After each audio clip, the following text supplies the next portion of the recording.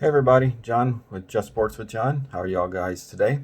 So today I want to talk about a couple different topics. The first one being the coronavirus or COVID-19, which it's called, and the impact on it in sports. Obviously, as you guys have seen, I mean, wow, like every sport shut down. I mean, the four major sports, the NHL, the NFL, MLB. MLB has delayed their season. Um, Everybody.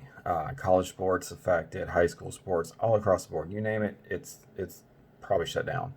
Um, but what I really want to get into is that the impact. What's this having? Like people think of the athletes and the commissioners and so forth and so on, but people don't realize just how many people behind the scenes. I mean, forget even coaches. Like you have statisticians, you have sports information directors, you have maintenance crews, television crews, um, all the people that medical personnel, so forth and so on. I mean, it's an enormous list of people to name, and obviously the bigger sport, like NBA, NHL, NFL, these bigger leagues, they have thousands of people, working behind the scenes at any given game, and just the league in itself and whatnot. So it's huge, and that's not even talking like the sponsorships that could be affected by this. The other companies that do business day in day out, concession workers, anything that's contracted through stadiums, through venues, etc. All the people that work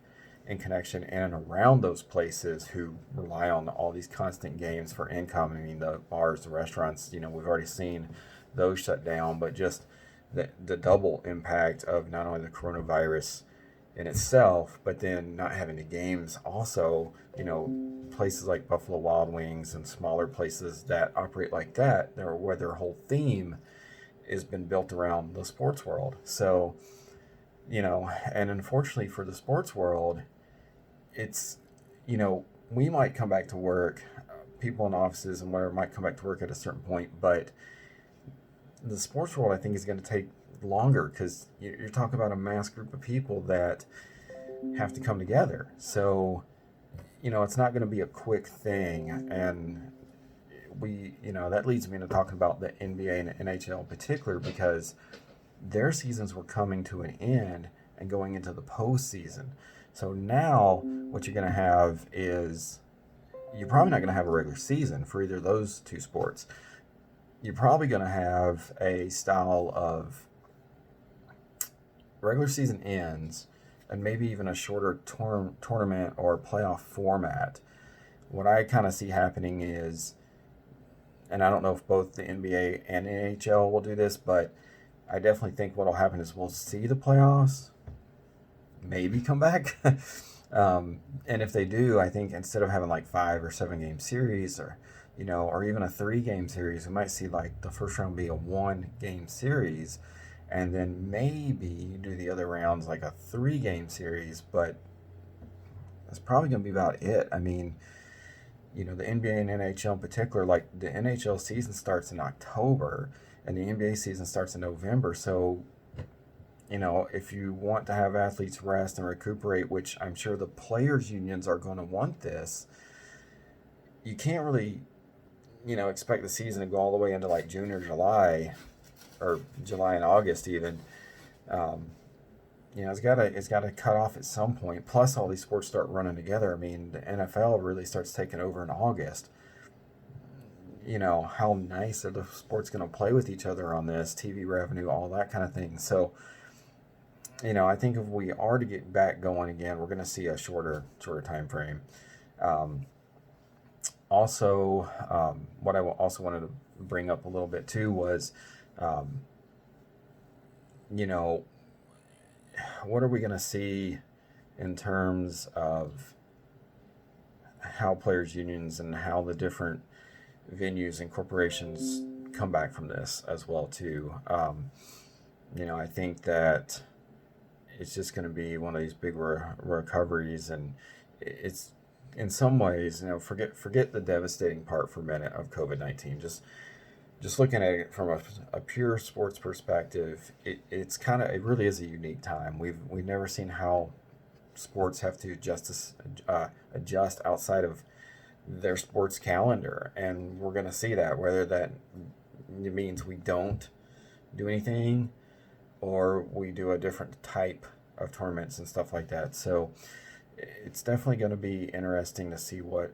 happens there, and it's definitely going to be interesting to see how all this comes about too. And so I'm thinking that the first sport that might reboot, I kind of want to say the NBA, because they got the CBA, which is China Basketball Association, not the Continental Basketball Association. They're trying to. They almost started, but didn't happen. They just put out another delay. But it looks like they're trying to do that. And with so many connections with the NBA and China, it just seems like the NBA is going to find a way, and seeing what China does, and maybe they'll be the first to go. But it wouldn't surprise me if the NHL tries it as well too. So we'll see. And then the impact.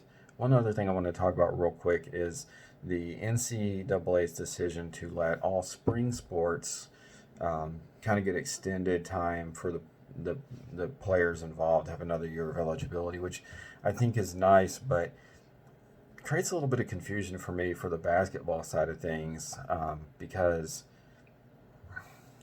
I know a lot of schools weren't going to get in the tournament and whatnot, and I understand that part, but all these 64 schools who are going to get in the tournament and build up their whole program around getting into this NCAA tournament, now it's just kind of like whatever, and I'm like, I'm not sure I agree with that. So I've been thinking long and hard about that. As some of you know, my biggest sports background is in basketball. I used to coach girls basketball. I used to coach boys basketball at the same time, nonetheless. Was a player in many basketball leagues and different organizations and whatnot. So I was trying to think if I could come up with anything. And now I don't know if this is a solution, but it's at least an idea. My thought was that the NBA and the NCAA should work together on summer league. So every year the NBA does a summer league, and it's typically young developmental type players, rookies who are trying to make the team, or in some cases will be on the team, but they may not be starting. They'll probably develop into somebody. Some of them might develop into future stars. Some of them might just develop into good bench depth, whatever. But every year the NBA does this, and I believe it's usually around June, if I have that right. And it's usually just made up of NBA players.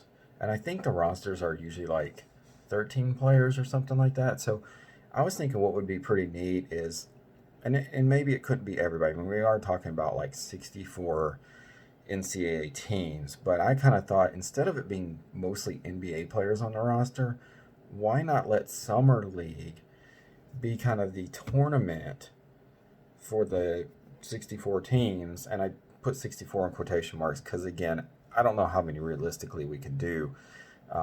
Maybe all NBA teams have a Summer League team, and you could get maybe somehow most of the players or something like that on the teams, and then have it be those NBA Summer League teams, but be the college players, and they duke it out.